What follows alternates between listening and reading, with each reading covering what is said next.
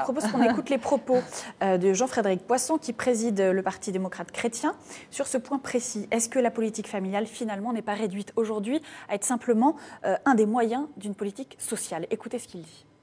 Ce qui fait la différence entre les politiques d'assistance sociale, qui sont légitimes de mon point de vue bien sûr, et les politiques familiales, c'est le caractère universel.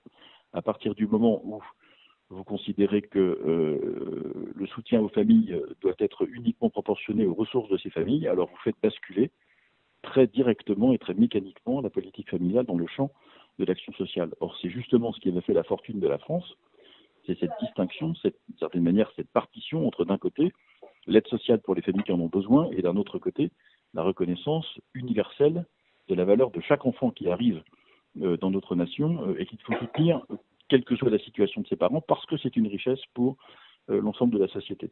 Lorsqu'on abandonne ce principe, on fait effectivement une confusion terrible entre les politiques familiales et les politiques sociales, ou plutôt on réduit la politique familiale à une politique sociale supplémentaire. C'est une idée de gauche que la gauche porte depuis très longtemps, à laquelle malheureusement la droite a de temps en temps sacrifié.